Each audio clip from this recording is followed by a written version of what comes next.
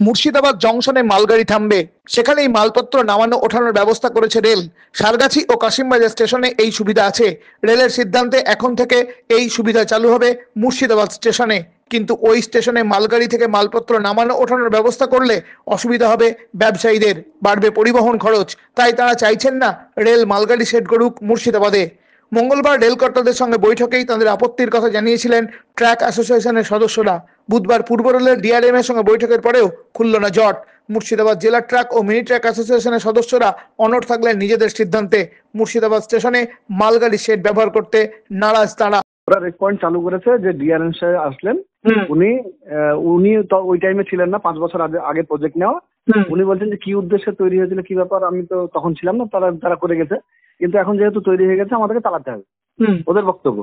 আর আমাদের mini truck অ্যাসোসিয়েশনে আমাদের কোনো চালানো কোনো মানে সম্ভবই না, কারণ সমস্ত মহাজনদের গোডাউন হচ্ছে কাশিমবাজারে, বিজনেসটা বহরমপুর রিলেটেড, এবং বহরমপুর বা সারগাছিতে রেক পয়েন্ট থাকলে সেখান থেকে আমাদের গোটা ডিস্ট্রিক্টে যাওয়া কানেক্টেড রোড গুলো সব আছে। এবার যখনই লালবাগের এক পয়েন্ট হবে তখন ওখান থেকে আবার কানেক্টিং রোড খুঁজতে গেলে আমাদেরকে সে 55 তলায় আসতে হবে, বহরমপুর আসতে হবে। তাহলে এই এক্সট্রা কস্টিংটা আমাদের ঘাড়ে চেপে দেবে, বা মহাজনদের ঘাড়ে চাপবে, সাধারণ মানুষের ঘাড়েও চাপবে। এটা একটা ব্যাপার ছিল, যার জন্য হবে না, আমাদের করা যাবে না আর কি। তারপরে বহরমপুর আমাদের জায়গা, বহরমপুর থেকে লালবাগ পুরো এরিয়াটা, যে রাস্তাটা আছে, রাস্তাটা পুরোটাই হচ্ছে congested area. Sargachhi rake point যেতে গেলে আমাদের সমস্যা নেই, কারণ ভাটলি পার হলেই একটা ফাঁকা জায়গা, মানে তাড়াতাড়ি পৌঁছে যাবে।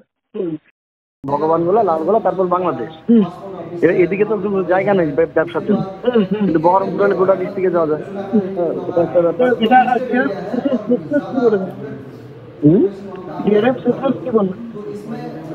উনি বললেন দেখেন যে প্রজেক্ট হয়ে গেছে, খরচা করা হয়ে গেছে, আমরা বাড়ি চেঞ্জ করলে অনেক সময় সমস্যা হয়, আমরা খরচা যেহেতু করে ফেলেছি আমাদেরকে চালাতে হবে, আমরা আপনারা চালাতে গেলে কি কি করতে হবে আমাদেরকে বলুন, সেগুলো করে দেবো।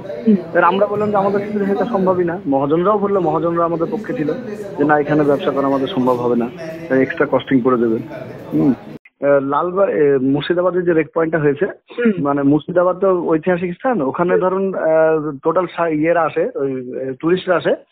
অলরেডি এর আগে আমরা এসডিও, বিটিও এবং আইসি সাহেব ছিলেন, তার একটা মিটিং অ্যাটেন্ড করেছিলাম ডিসেম্বরে, মানে নভেম্বরের দিকে, লাস্টের দিকে।